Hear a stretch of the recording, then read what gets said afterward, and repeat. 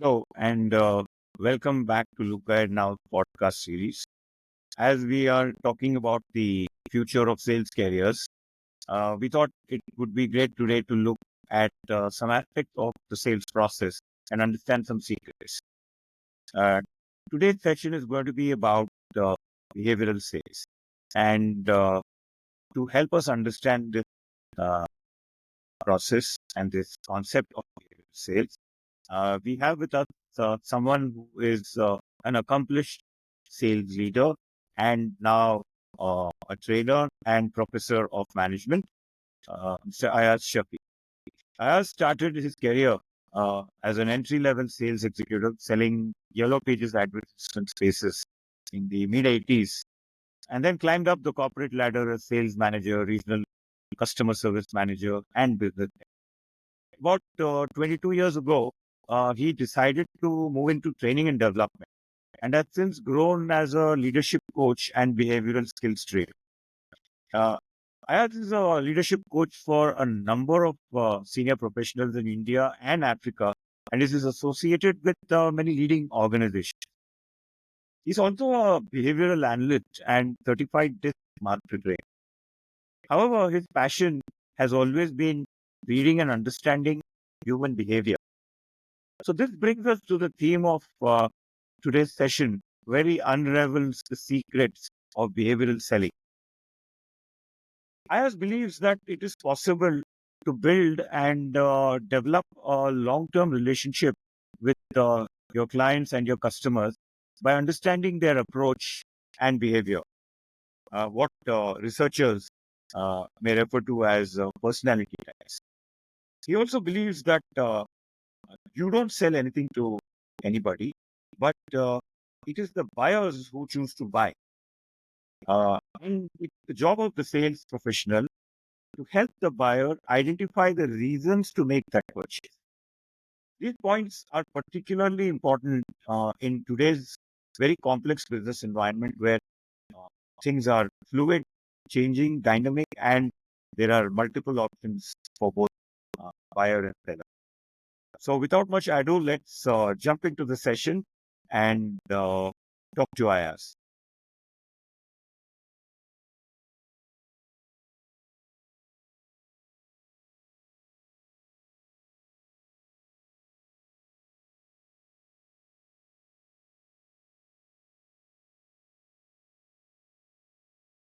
Evening, Ayaz.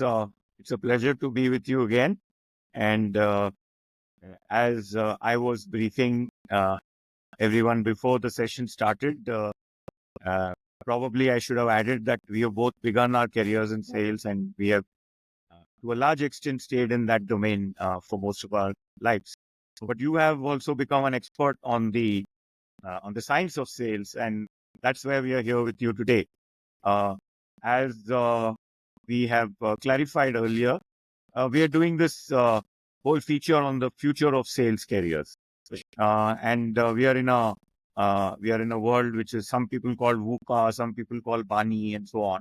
But the real fact of the matter is, sales careers are going to change or already changing, and those professionals who are looking at this as a career should also understand what do they need to do differently, what do they need to do better to be able to create lifelong value for themselves and their customers and their practice of sales. Right. So I'd like to therefore begin this conversation by throwing the ball to you and asking you where would you like to begin this point of view? So interesting that you mentioned the VUCA thing and things are evolving continuously. I remember my early days when I started off in sales. Sales was supposed to be you must win a sale is what we used to hear very often. Which basically meant we are going out for a combat. We are fighting a battle. The adversary being our customer prospects, and you have to overcome the objections. So objections were looked at, and you have to make sure that you deal with those objections effectively. That was the essence of the whole. Now, it evolved. It was more combative at that point in time, very competitive. You got to win, you got to win, you got to win. We evolved and it became more about fabbing, where you would be looking at the feature and uh, advantage and benefit kind of thing, which is still comparing the features available to you versus with the needs of the client and somehow trying to match. So somewhere there was this tricky thing about mapping your features, your product features to the customer's need. Where they exactly fit in is another story, right? And we worked further and we said need-based selling. All right. And need-based selling was you help the person identify the needs and sincerely try and match the product to the needs of the person. How far does it satisfy the person? And last piece, which is more recent phenomena, is about relationship selling, which is basically saying that I build a relationship with you. But unfortunately, what has happened is that we have looked at relationship from a very narrow perspective, which is basically saying that uh, relationship building is about sending a message once in a while. Sir, how are you? Relationship building is about greeting on occasions, anniversaries and birthdays and festivals and so on. My understanding and in my experience, all these years that I've spent in sales and trying to understand human behavior, it's not relationship. And there's no relationship building involved. Yeah. Even the customer understands that you're just trying to keep in touch so that you can ask for the next check. And that's, at times, that's not okay with a lot of customers. So when you start looking at relationship building and selling from a relationship perspective, the story becomes very different. Then you need to really understand the person that you're talking to, because the fact of the matter is that we trust people before we trust their product. So if I want to buy something from you, I have to trust you as a person. I have to like you as a person before I engage in a business transaction. And that's important to remember.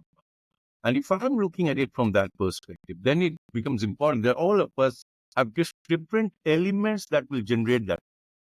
So some of us trust others because their professional competence and abilities and expertise and so on, right? Some of us would connect with others because I really connect with you because you're the kind of person I would talk to. You're the person to talk to. I relate with you because we see the issues around us with the same lens, through the same lens. And we all connect differently with different kinds of people. And that's when I start thinking about it. If this is true, how does it play out? What is it that really works? And how does one build that trust? People are different, we know that. And this is where the key element lies. If I have to go out and sell effectively, I have to make sure that my sales pitch, my interaction, my transaction is different and unique for each one of the person that I know. The no two individuals are the same. No two individuals will expect the same thing from me. So that's what we need to look at before we start looking at anything else. So you really are bringing this down to the level of the individual. So on the one side, you have the buyer or the customer or the influencer, whichever person in the value chain that this salesperson needs to engage with. You have you have to look at them as an individual. You have to look at them as a person. At the same time, you also have hinted that the salesperson is also an individual. Therefore, she also has characteristics that she should be aware of. Absolutely. And a personality. So we are really talking about two personalities engaging with each other. Now, it is one very useful, I would say, framework that we should, park on one side. And then probably you'll come back to it. But then the other framework that I wanted to talk to you about is the problem of plenty. Uh, the problem of plenty. So really, we have today a situation where there is a lot of choice for the customer. Choice of product, choice of channels. There is information access is very vast. The types of media to reach the customer also are many, and the ability for a customer probably to form many more opinions and viewpoints on their needs are much more than earlier, where the salesperson in our days also used to act as a information source, probably filling in gaps. But today uh, the the uh, the shoe is on the other foot, and the balance of power is with the customer in terms of information and choices. So, given this perspective, how should sales be approached? That's The two elements. First is to understand the fact, and you're very, very correct in saying what you just said, the options available to a customer. But more importantly, what is the options? The number of options available to a customer are minimal. More importantly, the information that is available to customer is absolutely amazing. So before I go in and try and buy anything, any product, any service, I do research. I talk to a friend like you, I Google search, I try and get a feedback on the product, and I see how many stars it has got. I also understand as a buyer that some of these stars may have been planted there. So not all 5 stars are actually 5 stars, right? Some of those are paid reviews. And this puts me on a ground which says, you got to be cautious. Therefore, I'm going to be very thorough in my question. Right? So apart from the personality part, and which I'll come back to later and we'll talk about it, one of the things that a salesperson today needs to do is not only know his or her product thoroughly, which we all did, we should know the brochure inside out is what we used to tell ourselves at that time. He must also know the brochure of the competitor inside out. Or she must go back and figure out what exactly is happening with that range of product, or even products which can be potentially a substitute, not necessarily a direct substitute, but potentially a substitute. Why is this important? This understanding becomes critical because when I go to you to sell something, for you, I should be the expert. And if I'm not, you're not likely to transact. Unless there's some other influencing factor, which is possible. But most importantly, that set of information should be available. So this continuous bombardment, information, and advertisements, all these are impacting the way the customer makes his or her choices these days. The choices are not limited to what you are going to tell them. Having said all this, I still go to my original point. You buy from people that you are comfortable, right? So you may be telling me everything there is to tell me.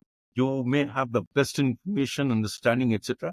But if you do not know the right figure, and each one of the customers will have different kind of figures. Some people would buy because it's a good thing to have. So it will look nice on my desk, perhaps. Or it will show me in a better light. Everybody would say, wow, this guy is smart enough, he's bought this, right? Right. Or it is possible that I'm looking at efficiency, I'm looking at the effectiveness of same product could be bought for different kind of reasons by different kinds. That's the important thing to remember. So you may buy an iPhone and I may also buy it. You may buy it for the fact that it is effective and does a lot of things, etc. I may buy it for strips. You don't know. Somebody else may be buying it purely because it's got a wonderful camera, it can do certain things, you can edit, etc., etc., etc. Different reasons. Now, this, I don't know what exactly the trigger is for the purchase. This I can figure out if I can read the as I said.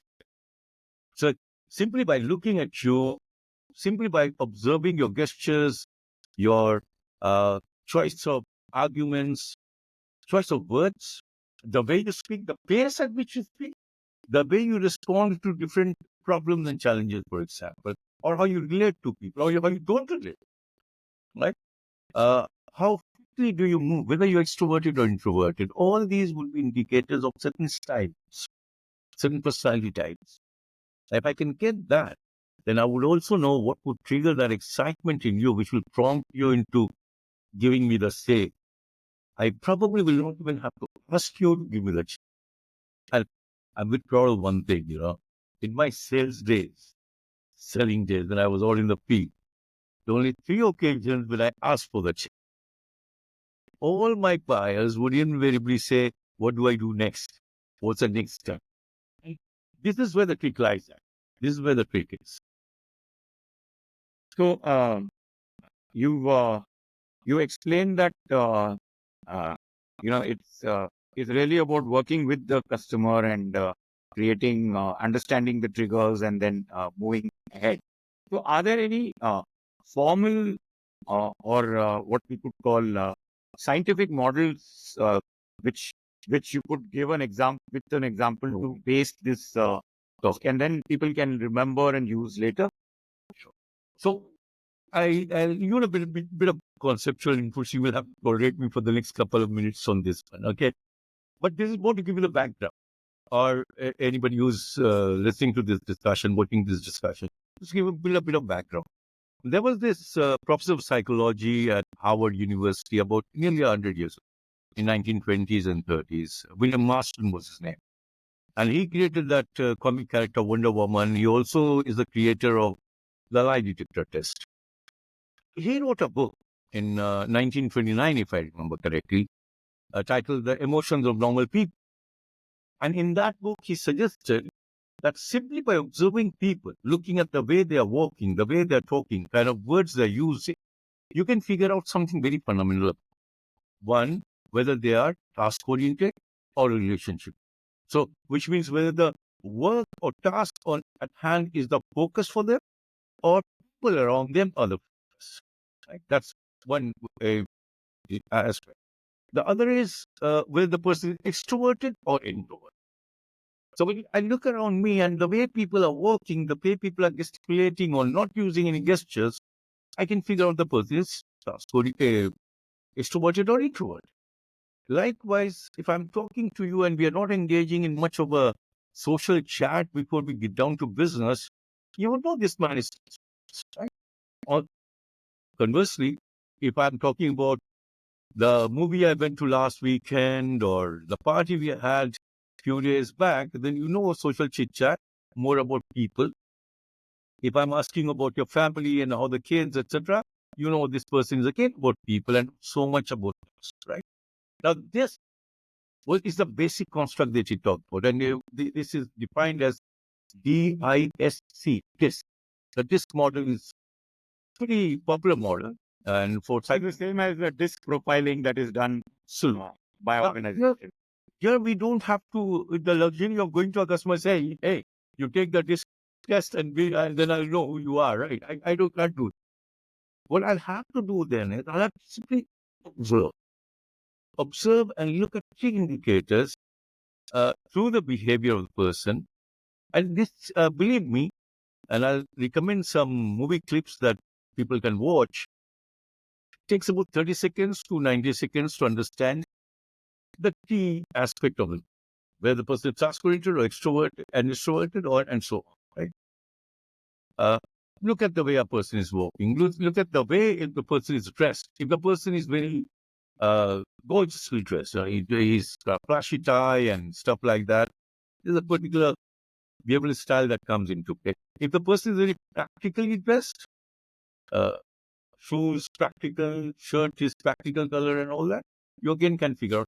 So I'm saying things as basic as that. I'm not going to get down to that minute detail, but we'll look at key indicators. So DISC stands for certain words. D stands for dominance, I for influence, S for steadiness, and C for compliance. And each one of them give us a combination of extroversion and task, extroversion in people, introversion and task, and introversion in people. That's how it. So when we're looking at the dominance behavioral style, for example, what does it mean? It's essentially is about extroverted and task-oriented behavior. But that is not enough for me to say what will work and what doesn't work for this person, right? No, if I'm looking at that, I say this person is extroverted, task-oriented. I will also observe such a person will be quick to anger. Generally, by and large, this person would be demonstrating anger rather easily. That would be one.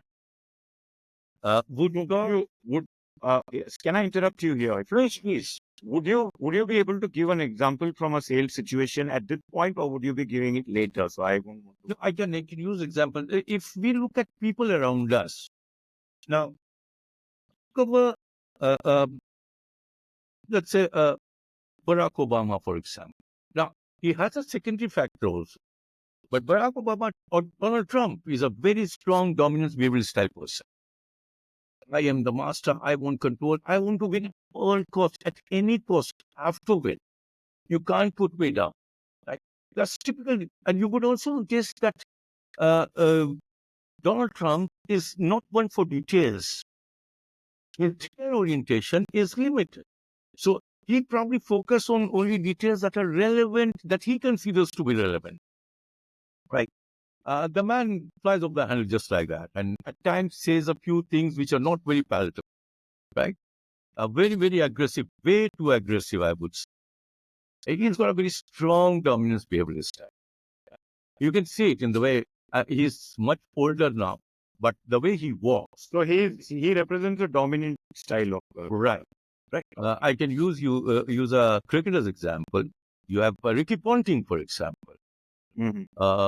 Again, Ricky Ponting was a very, very strong dominance behavioral style. Virat Kohli, for example. He was also very task oriented. Very task oriented. Make sure everybody was doing Absolutely. Absolutely.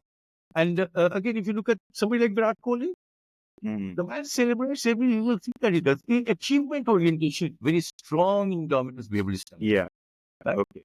I very strongly recommend that you watch that clip. It's available freely on YouTube from this movie Chak De India, where Shah Rukh Khan. This is about, and I'm the coach of Indian national women's hockey team. That's a caption for on YouTube. Now, when you look at what Shah Rukh Khan does in that particular scene, you will know what dominance means. Challenging, task-oriented, control, hierarchy. Anger shows, although controlled anger, but it shows he wants to dominate the conversation. He doesn't want anybody to dilute his authority. All emerges very strong. And all this you can see in about 30 seconds flat, 30 seconds to a minute. We'll give a task which is very challenging. Typically, these people are very challenge-oriented. Achievement is important for them. And aggression comes naturally too. I mean, they don't tell themselves that I got to be aggressive. They're just very combative, very confronting. And that's dominance behavior. Now, if I'm talking to somebody like that, remember, for them, one of the fears that they have, the need is what? Achievement. The fear is what? Somebody taking advantage of me, somebody diluting my. So if I'm talking to a customer like that, I need to keep this to the. What I have to do is somewhere understand that the purchase is made should make him feel that either in itself it's an achievement. I'm buying a Rolls Royce. That itself is an achievement. I bought a Rolls Royce, right? Or it will assist him in achieving something that he's been wanting to achieve. A social status, we don't know, right? I don't know what it would be, but somewhere that achievement has to be related to his purchase. That's so you have to communicate. How do you as a salesperson enable? So when I'm talking to this kind of guy, one is the discussion has to be very focused. No chit chats. No, how's your family kind of conversation. He says, family is good. Let's get down to business. That's how 99% of time she's like to react like that. My family is fine. Don't worry about it. Let's talk about it. I'm sure on time is something that they use very often. Give me the bottom line. What's the net result? These are phrases that come naturally to these guys. If you're late, you're in trouble with these. So a dominance behavioral style person is very punctual and expects everybody to be punctual.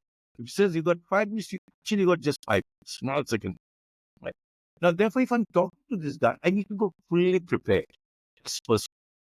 Every piece of information I should have ready with me. I cannot go with this expectation of that he will overlook this one, he will bypass this one, I can work around this one. No, my preparation has to be thorough.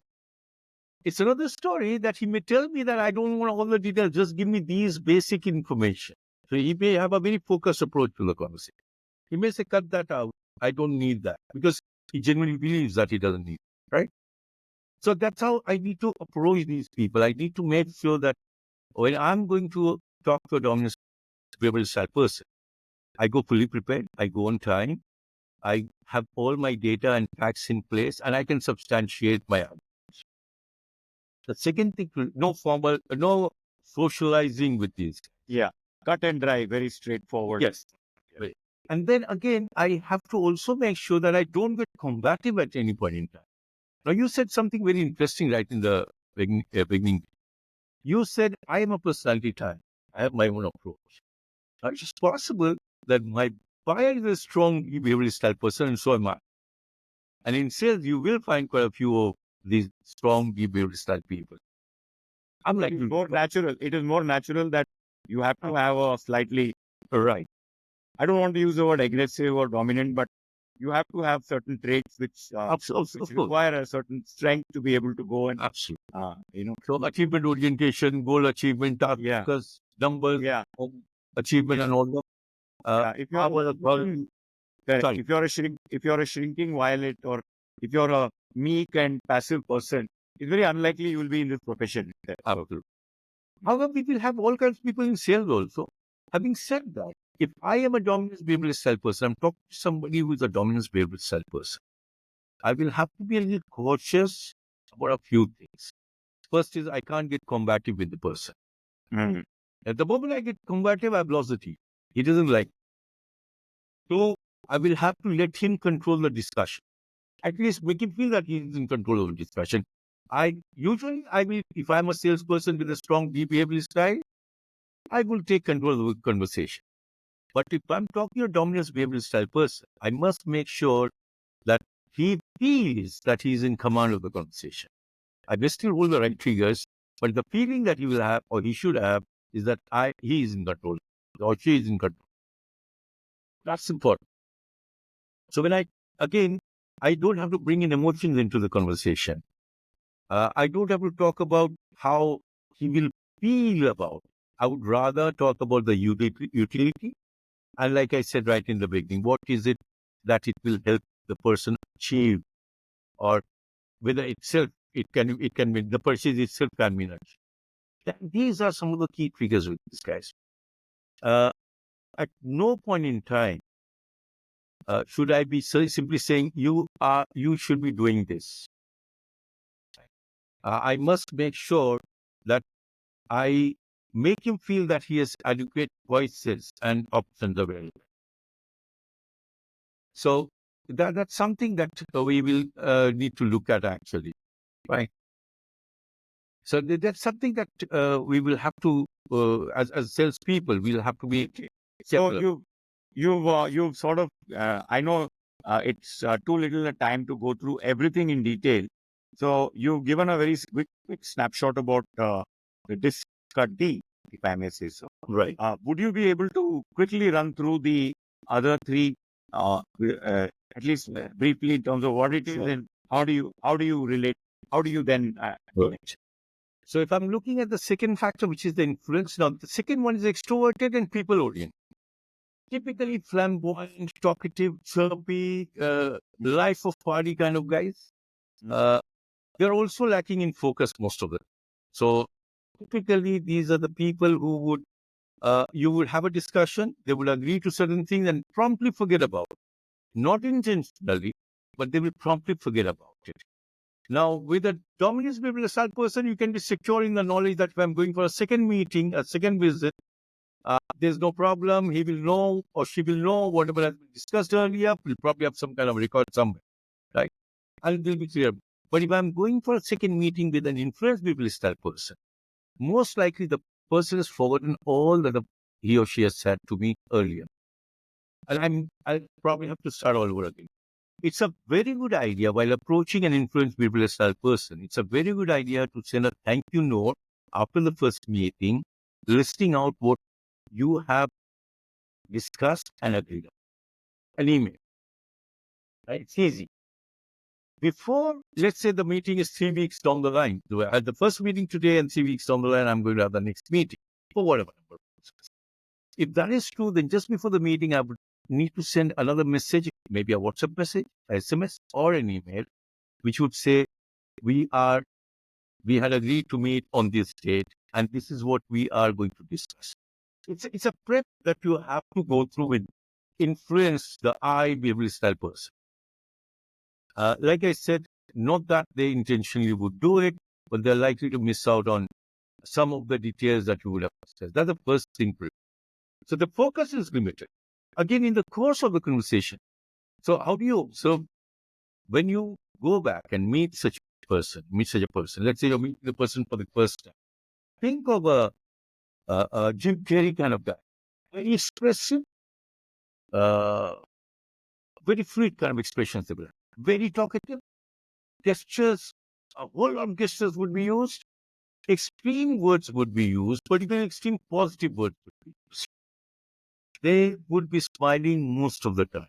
So optimism is something that you will see in abundance in them. Everything that they will be talking about will be in positive, right? And there are a lot about style, a whole lot about style. Ranveer Singh, that movie actor, Indian Bollywood movie actor. Ranveer Singh is another example of a very strong influence people style. The way he dresses, I want to be the center of attention. Look at me, talk to me, appreciate me. Public appreciation, applause is something that they really enjoy. So whatever they're buying, they would want it to make them look pretty, not necessarily in exact terms, but at least virtually pretty.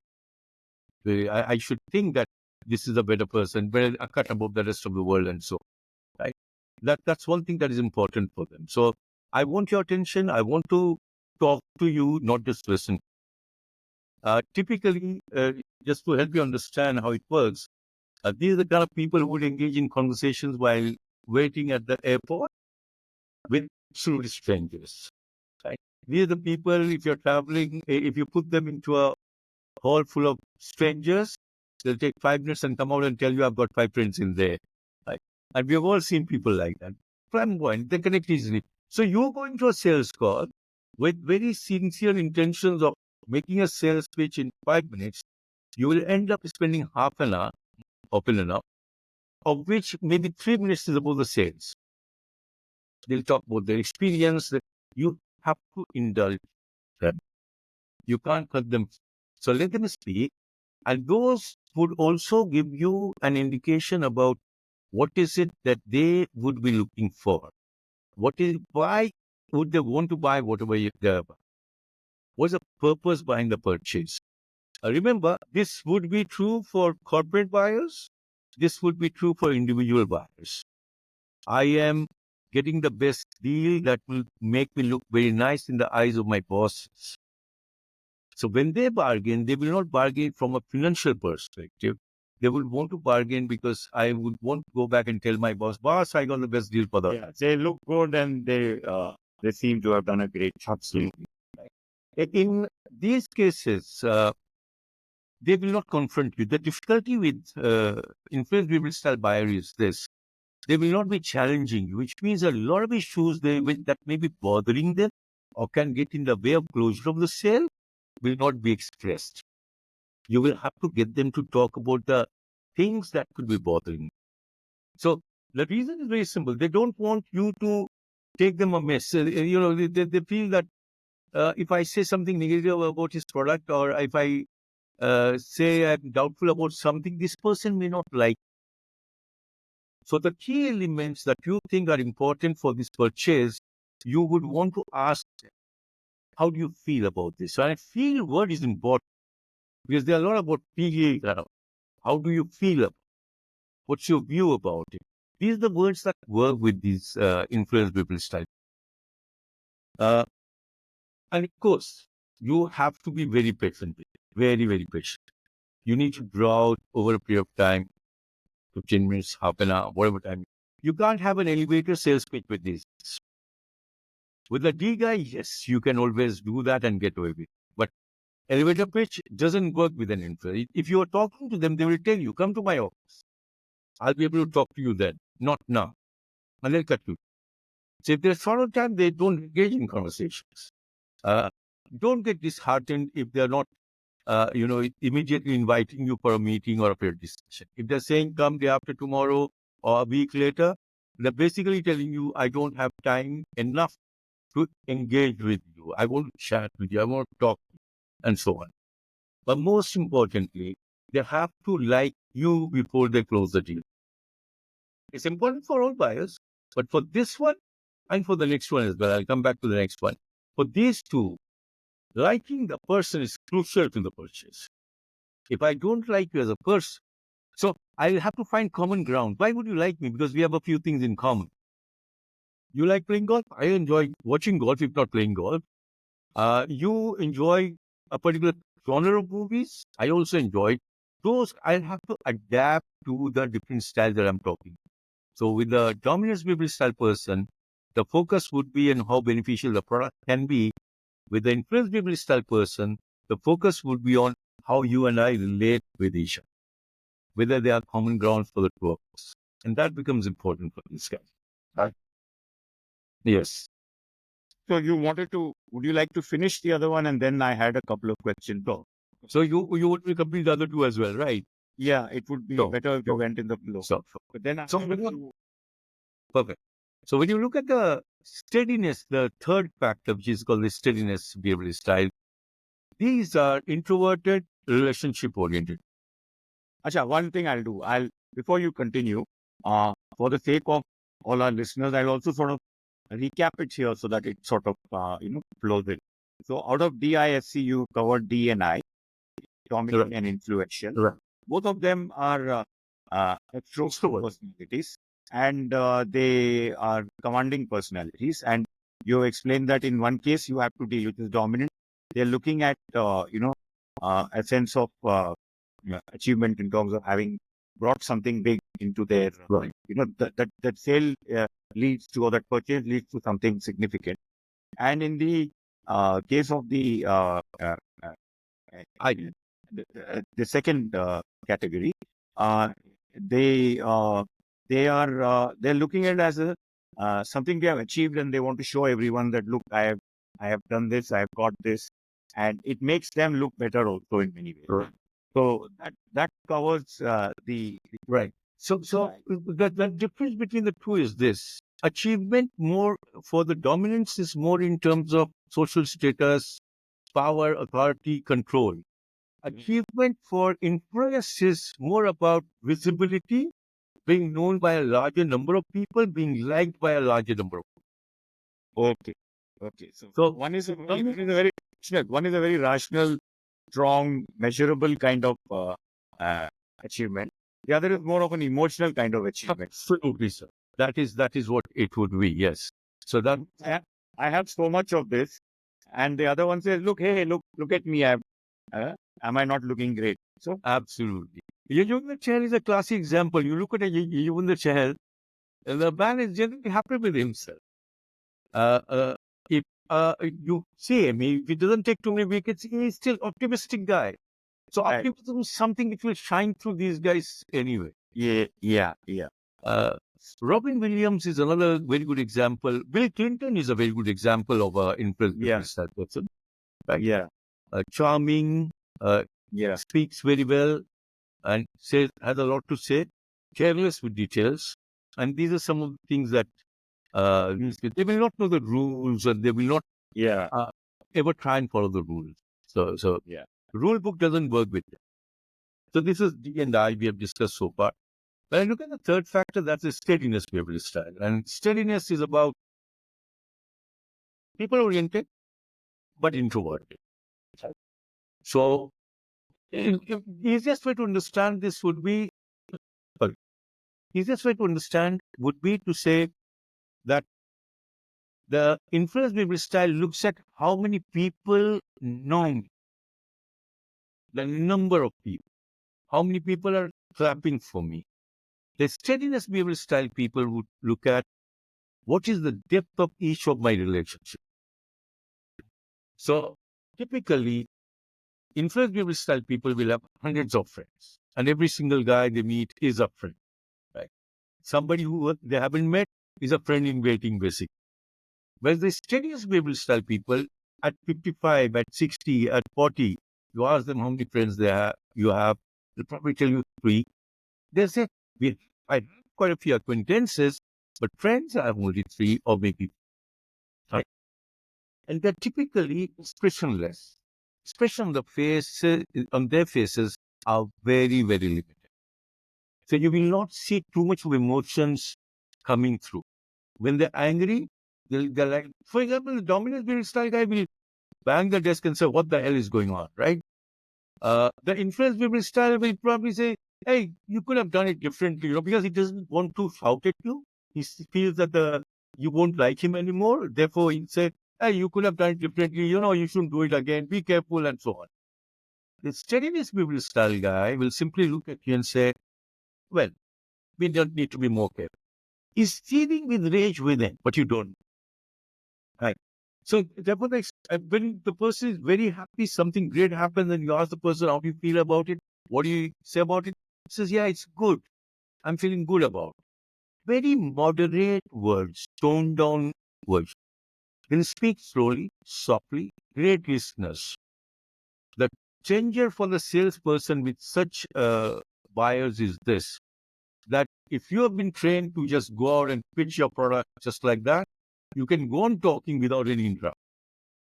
So at times you will actually have to prompt this person to ask you questions. Let's say you're listing out some features, or you're talking about some thing that can come to the buyer. You must ask for the buyer's view. What do you say to this? The dominance guy will interrupt. The influence guy will probably say, okay, let's move on, right? But this person will probably just sit there nodding his head, okay, okay, okay. Right? And will be listening, latching on to every single word that you are saying. Therefore, it becomes important to make sure that you prompt them enough to ask you enough questions. Because if you don't get them to ask enough questions, you don't clarify. If you don't clarify, the sale doesn't happen. Very simple. Right? Now, how do I read that? With very limited gestures. Physical contact, very limited.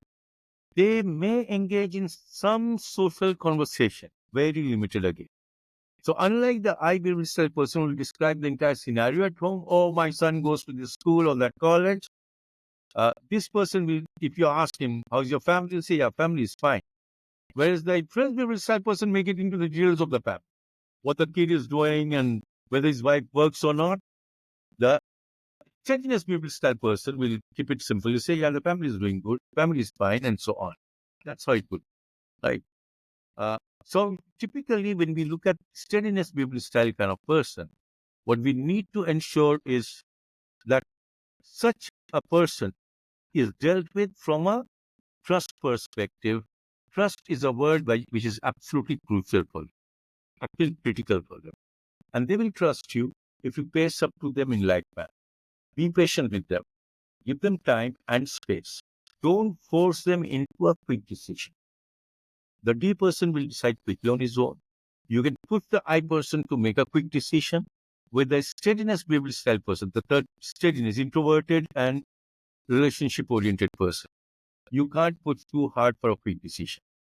Remember, one of the fears that the steadiness style person has is change. Anything new bothers them. Therefore, if you are going with a new product, a new service, you have to have a build-up. You have to engage in conversations enough to convince the person that this is a product which is beneficial, which is going to be helpful, which is going to benefit him and his family and the society at large. Unless that happens, unless there's a relation to people around, the person will not decide very easily. So if I'm selling a new machine, I'll just use these three examples. If I'm selling a new machine, I'll go to a dominance style person and talk about the quality of product, therefore larger market share, therefore they'll have better sales, etc., etc. Right? If I'm going to an influence guy, I would be talking about you would be the first one to buy it in your industry, nobody else has it, right? And therefore everybody will be talking about your organization. It'll become visible. Not so much about market share. Market share for the dominance. This guy we are talking about, how visible you will become. Newspapers will flash it. You need new machines installed and this plan. With the steadiness style person, I will have to talk about how much the lives of the workers will be impacted by this kind of the safety features, the efficiency factor. Productivity will go up with less labor, not in terms of numbers, but effort. So when I put it in that perspective, then it becomes access. So I need to keep looking at how does my product or service benefit him as a person, benefits his family as an entity, or benefits his workers or the larger society. Somewhere the people element has to be. And if it is something new, I need to give the person, which means the warming up takes a little long. I don't know whether you remember, Vijay, but in my time, I remember there would be some prospects who I would go to make a sales speech. The guy would say, yes, I like it. I'll get back to you. And then you follow up again and they're still not buying. And then you give up on that prospect. And then after 6 months, they would call you up and say, can you come down and give it to me because I'm interested in buying. Right? And that's the kind of prospect I'm talking about. So this is the prospect which needs to be kind of cultivated over a period of time. And this is the prospect, if you have made one sale to this person, and if the person has built that trust in you, he or she is going to be with you for the rest of their lives and your life. Believe me, I still have some of my very, very old ancient history kind of buyers in touch with me. And they still keep in touch once in a while. It's Eid Mubarak and Happy Diwali kind of messages still being exchanged. So it happens with this.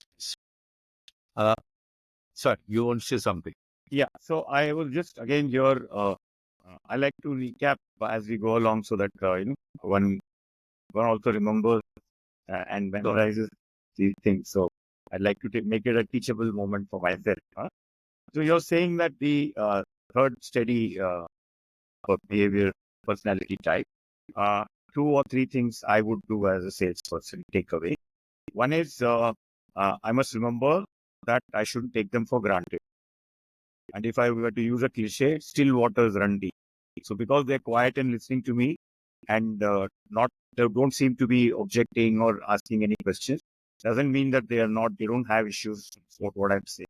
Absolutely. So therefore, you have to bring out, you have to take an effort to bring out their point of view and make them talk to you and engage. So that is the first thing I do. The second point I took out is they are detail oriented. And the benefit proposition that they're seeking is holistic. They're looking at a solution that helps not one part of the organization or whatever that their problem they're solving, but as many stakeholders as possible. Profits, shareholders, employees, and so on. So you have to work much harder on the on all aspects of your. The benefit proposition should be larger than just limited to one aspect. Absolutely. And you have to also work harder on the engagement process because you have to go through it in detail. Third is, I think, a lot of patience is required in this case. Also, it may take time, and you should not assume that good or bad, like the example you gave in the end yourself. Right. Right. You shouldn't assume that because she has stopped talking means that she is not going to engage with you. So on the other hand, you shouldn't say, "Chalo, let me rush and try to close the work." Both are not going to work, so you have to take it. Yeah. So that sort of will help us segue to the last, unless you had some other point. Sorry. Just a couple of things here. They're also very private people. So if I go back to what I said a little while ago about relationship-based selling, you don't ask me for my marriage anniversary unless I won't tell you. Yeah. So the D guy would say, why do you want to know? Guy would give you his marriage or her marriage anniversary date just like that, They want more and more greetings in their inbox. But the steadiness sell person says, unless I know you well enough, I'm not. Yeah. Therefore, it would become important for you as a salesperson to share some of your details as well. Connect somewhere. Find some common grounds. Whether you speak the same kind of language or you come from the same region or something that could have been common. So maybe both of you have come out of the same school. We don't. If those things connects established, they find it easier to relate to you. And if they relate, they share more, they trust you more. That's as simple as that. That's how it is. So it shouldn't be a trivial connection. Yes. It shouldn't be a trivial. No, it shouldn't be. We have more. You shouldn't say, "Arey, we watched. Maybe वो picture देखता हूँ, आपने भी देखा, therefore we are friends." Right. So it should be a little bit more deeper. Absolutely. It should have a little more depth. All right. So that's how you can build relation. Now, when I come to the last one, which is the compliance behavior style, as we call it, the C factor. So we are the last one. That's introverted, task oriented. Now, before I've explained the difference in the people orientation for I and S. Let me just quickly spend a minute on the difference in the task orientation for compliance and task orientation for dominance. Dominance behavior style would focus on getting the job done quickly, focus on volume, focus on deadline, and so on. Right? Quality can take a back seat. Even if my result is a little flawed, I'm fine with it. As long as I've delivered on time. As long as I've overachieved my task, I'm okay with it. You can come back and tell me that there were certain flaws. I'll say, yeah, I'll correct it. Right? But compliance has a task focus which is rigid. They're not about deadline. They're about accuracy, perfection, correctness. That's first. The second is they want to make sure that they do everything as per the rule book. Dominance behavioral style person will break the rule if it is getting in the way of his or her achievement. Compliance behavioral style person, no matter what, will not break the rule. It typically, unless you change the rule book first before I change my activity. If you can't change the rule book, I'm not going to change. Typically, compliance behavioral style are the people who will define the last step before they take the first step. Whereas dominance behavioral style people will take the first step and say, we will see how it unfolds. So they'll say, okay, let me start. We'll get somewhere. Dominance. Compliance would say, I will not start unless I know what's the final step that I. So they'll have a flow chart for all their activity. Right? Everything has to be systematic as per a rule, and there has to be these things are important for you.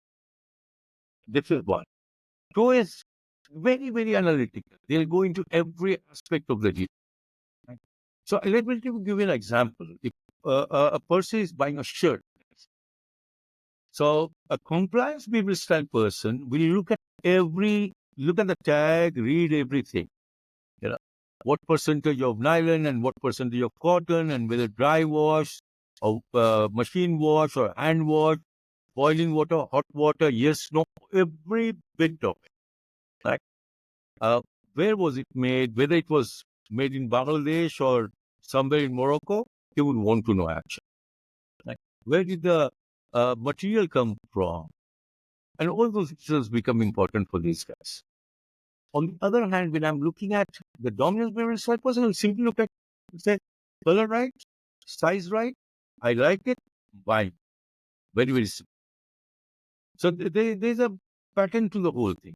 Then this person, the compliance behavior style person, will have all kind of questions, technical questions about every aspect of the product that you're trying to sell. Right? They may not be the technical experts in those areas, but they will ask you all kind of questions. In fact, if they have asked you to be in there, they would have done enough research about your product and service.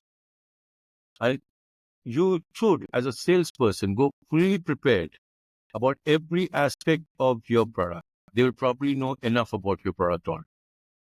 And you will want to be very careful. Any flawed information, any imperfection that you present will be the end of it, end of the conversation. They will not say anything. They will not tell you that you know this piece of information is wrong unless they have evidence to prove that you're wrong and they're right.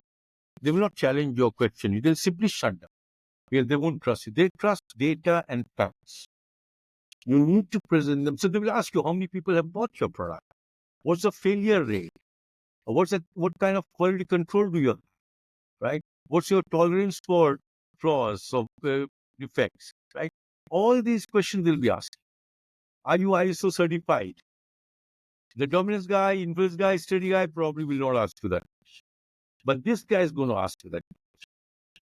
When was your company established? When did you roll out this product? How has the product evolved over the years? How is this version different from the last version? What is the technicality behind it? What is the qualification of the people? Let's say if you're a software company, you're selling a software product. What kind of people are behind building this software? What kind of team will be building it for my organization? These are questions that they will have ready for you.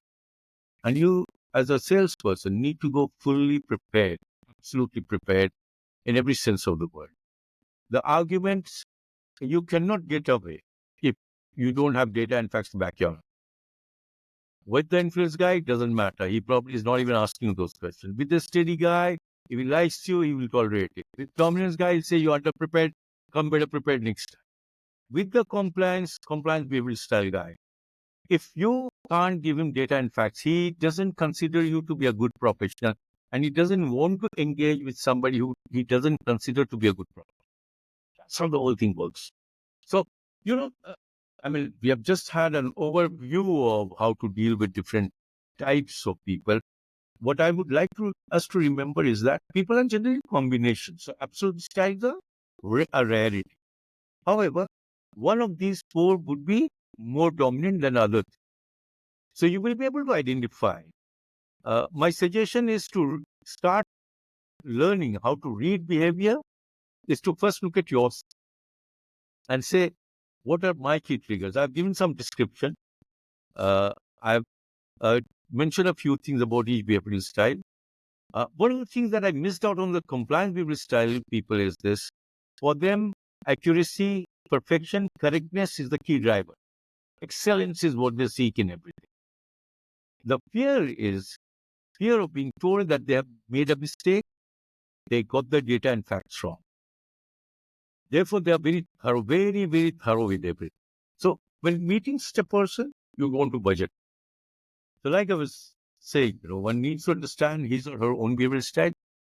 Also, remember, please, that it is possible for anybody to adapt with any behavioral style for a few minutes, 15 minutes, half an hour, even an hour, even 2 hours. It is possible. So, if I'm a dominant behavioral style person, and I know you are also a dominant behavioral style person, I'll have to adapt so that our conversation remains meaningful. If I'm not willing to adapt, it doesn't. That's how. So that's very interesting. Actually, this is a very vast topic, and you tried to give a snapshot of how to deal with it. Uh, I, uh, I found something very interesting, which probably we should do in a separate session, and maybe bring somebody from the psychology side also into the conversation about the seller herself or himself. Sorry, I lost that part. About the seller themselves, about the salesperson. What type of personalities are they? How do they do they do a self-assessment to know whether they are, do they do their own profiling? And because a lot of organizations may not be doing it for them, right? They may not be saying, hey, you're this and you're that and this. I don't know how many organizations actually go deep into their sales team and prepare them. You do a lot of that work. So maybe you could No, I know. I don't know whether I should name them, but they're one of the top organizations in car battery segment, and they use this profiling, although in a limited way, not in a very exhaustive manner, but they do use it for the salespeople, and they lean one way or the other. But one thing to remember, Vijay, is this: that when we are looking at recruiting or opting for a career basis profiling, personality type should not be the only deciding factor. You need to look at other elements as well. Elements like skills and education and qualification and so on. So I may be somebody who's got a strong C behavioral style which qualifies me to be a good auditor, for example.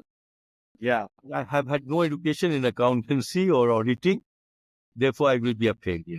So you need to be cautious. Having said that, the other one to remember is this, that I have seen in my experience people with different behavioral styles being very effective and successful salespersons. So I know a few compliance behavioral style people who have been successful as sales professionals. I've seen dominance and influence do work very well anyway. I've seen steadiness behavioral style people being successful sales professionals. The trick lies in adapting to the person that you're talking. So your awareness about your style is important to the extent that you must understand what are the challenges are you likely to have vis-a-vis a buyer who's got another style. That's all. So self-awareness to that extent is important. My recommendation would be people should look at themselves. A salesperson should look at himself and say, uh, do I show too much of anger? Am I too aggressive? So if I'm going to a dominance behavior style person, I want to go it down all. Or am I the chirpy, talkative, socializing type? If I'm going to an influence behavioral style person or even a dominance behavioral style person, I would want to be careful on that. Right? Am I somebody who misses on data and details? Then I'm going to a compliance behavioral style person, I should go better prepared. Or a dominance behavioral style person, I should go better prepared. That's the kind of thing people should have. I'm better understanding. So, Very true. In fact, there's a third variable since you are explaining it, I thought there was a third variable, which is the product itself that you're selling. Now, right. I was just thinking of an extreme example as you were talking. Suppose I am the salesperson for uh, uh, Disneyland kind of resort, where I have to go and sell to a company why they can bring their employees for a fun day at Disneyland. So I would start with I would start with a disadvantage. Oh, the person I'm selling to is a compliance person now, and she's also introverted. So Right. how do I go and, talk to this person that, you're going to spend a lot of money to have fun, which is counterintuitive, right? Right. So I need to be able to, then it becomes interesting you're the learning from what you said. Absolutely. I agree. Then I look at all the data points that I need to present to that person, in addition to the core benefit, which is a fun element or that whatever team building or whatever. So if I may add to it, absolutely what you have said is the way it is. There's a couple of things to add to it. One is you are selling experience when you're talking about Disney World kind of place. So you would want to highlight the experience factor. But what you would want to also talk about is how many organizations in the past have made use of it and how have they benefited. Correct. So 100 customers have made use of it. About 89 of them came back and said phenomenal things. And they were repeat customers. And four of your industry, companies in your industry have Yes, sir. Four companies from your industry have actually subscribed to us. Right. Work very well. So, please, you're saying. Yeah. So no, please go ahead. I'll talk. Like I've said, when I understand the behavioral style, then I go prepared in like manner. Even while I'm talking to the person. Now, one of the questions that may come up is my first meeting. How do I know the person? Right. And this is a little tricky. But if I am observant enough, it takes me about 90 seconds. My recommendation to people is this. Anybody who's listening to this, watching this, the recommendation is this. Go watch some of the movie clips. I use the example of Chak De India, Shah Rukh Khan there. I recommend you watch a clip from Anand, that old 50-year-old movie, where Rajesh Khanna meets Amitabh Bachchan for the first time. Where that famous dialogue, Babu Muchai, Zindagi badi honi chahiye, lambi nahi. You will know what an These are extreme examples. I would add the movie Bawarchi, where Rajesh Khanna fell to 10 different personalities in the house, 10 different, propositions. Excellent example. You've got it bang on. Absolutely, right?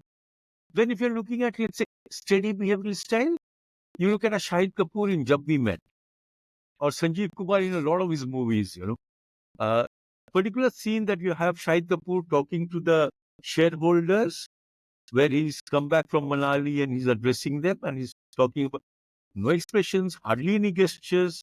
He's talking about inspiring them, but the voice is pretty flat.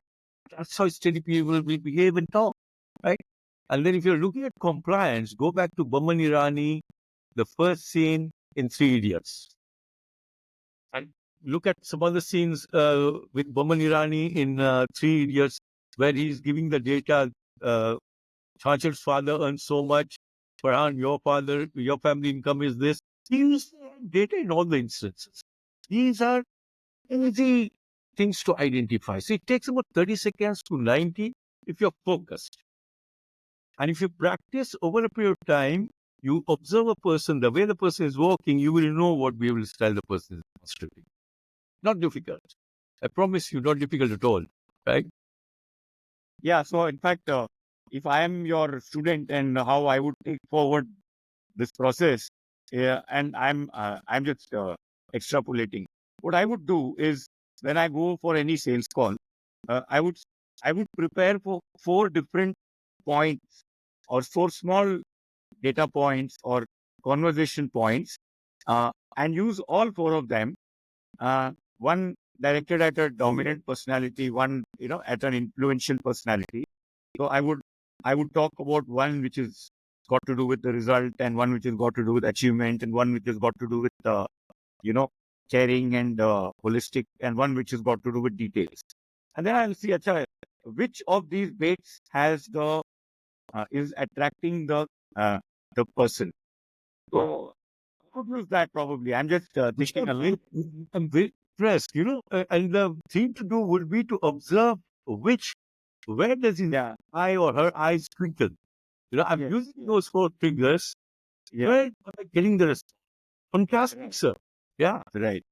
great eye. So I passed the exam. Absolutely. Flying colors. As I had sir ka exam pass ho gaya. So the other point that therefore I was bringing that back. I was sort of winding back the conversation to its beginning. Uh, was did you have any other aspect to touch upon? Or Well, I mean, for this conversation, I think this is okay. pretty fine. But sorry, please go ahead. You were saying something. No, no. So then I would probably add a to the whole call to action. What do I do with all this? So I was just giving an example of what I would do with all this that you told us today. Obviously, I would study more about this profile, and probably there are other psychological models, and frame a certain model of selling to Right. myself, which also then has that other missing element here of who am I as a seller. Right. But one thing is very clear in all this, that preparation, as you mentioned, is very, very critical and crucial. So the more you prepare, the less uncertainties you have, and the more FAQs you can handle. So, Right. so I was just thinking, if ever time permits and you have the inclination, I would be happy to talk about the do's and don'ts. We have given an overview kind of thing, how to read and map the styles and say, okay, this is the style, and these are some of the things I'm going to do, and we play it by the ear, right? But if I'm looking specifically at do's and don'ts in terms of communicating, because ultimately, is the communication do's and don'ts that get you the sale or don't get you the sale? If you focus on that, then it becomes a lot more meaningful. The element to be careful about, the world that we are selling in, and I go back to what you started, the world that we are selling in today is very different from what it was even 20 years ago. I'm not even talking about 40, 50 years. Every buyer, uh, we used to say there's a sucker waiting out there somewhere for you. When we picked up our briefcase and we were going out, the boss would, there's a sucker waiting out for you out there somewhere. That's not true anymore. There are no suckers waiting for you anywhere. Every buyer is a smart. I think somewhere we as salespeople, we need to be a lot more respectful towards the knowledge and understanding of our prospective buyers. The first one for you. Two, uh, don't fake a relationship with. Now, we are kind of overdoing. I get all these messages from all kind of organizations. Hello, Mr. Shafi, greetings of the day, many happy returns of the day. Eid Mubarak. I'm like, you don't even know who I am, right? I get these calls, sir, we are selling you this. And I say, you know who you're talking to. And sir, they don't even have any idea. And then they start talking about it. I know it's fake. Time for faking things with the prospect is over, whether in terms of the product quality or your own approach. What you need to do is be real with us. So this will make you authentic. If you come across as somebody with an understanding of what the person seeks and try and plug in those gaps, that will make you authentic. Which is why understanding the behavioral style or the personality types is so important in the selling process. But equally important, understanding your own self. Like you said, if I know myself, I'll know to what extent will I have to adapt. And if I go prepared for all the four eventualities, it works out beautifully. Just to pick up one point from what you said, I'll use all four. Like I said, most of us would be combination of 2 or 3 styles, factors. So I may have a strong D with this substantial S behavior. If you're using all the 4, 2 of them will hit with. And the moment you grab that, then the conversation flows very easy. So this is something that people could try actually, and it should give them good results. Just try to should improve is how I see it. Excellent. So, any last words on or on if you were to leave one, you know, closing statement or a very Yes. emphatic No, point? like I said a minute ago, there are no suckers waiting for you out there. Prepare both in terms of your product and service, but also prepare to meet a person who you know. And this I'm saying with a lot of emphasis. If you are looking at behavioral style, you will be probably meeting somebody that you know already in your head. You may be absolutely strangers, but if you understand behavioral style, you'll be meeting somebody that you know. Conversation becomes easy, understanding becomes easy, getting to understand the right figures become easy. Sale, you don't have to ask for the check. They will offer you the check on their own. So, I will probably uh, close my closing statement as an equation which says that Please. understanding behavior leads to good relationships, which concludes in a mutually beneficial outcome for both of us. And that's the attitude with which you enter this. Absolutely. And I will also say that why we are reiterating these fundamentals is because whatever may be happening omni-channel or e-commerce or AI-based sales or chatbots or whatever new things that technology is going to throw at us, eventually two human beings have to meet in many of these processes, and we are really discussing those two processes. And probably some of these are helpful even when two human beings don't talk, but technology is talking to technology. But eventually, the decision is based on a human being's coded. The algorithm is based on a human being's point of view. Right. So I guess this behavior relationship outcome would be a way to look at things with the understanding that nobody is here, nobody is a sucker, and you're here to make meaning to everyone. So, as with that, huge thank you to you for taking such a substantial amount of time off, and I hope that we can catch up again with the do's and don'ts and maybe the psychology of the salesman. Sure. We'll do a psychology of sales sometime soon. Whenever you have time, you will tell me and we'll Yeah, that. yeah, we could do that. That would be very interesting. I'm more interested, myself to hear. So lovely talking to you, and hope to catch up with you again soon. Likewise. Thank you very much for having me here. Thank you.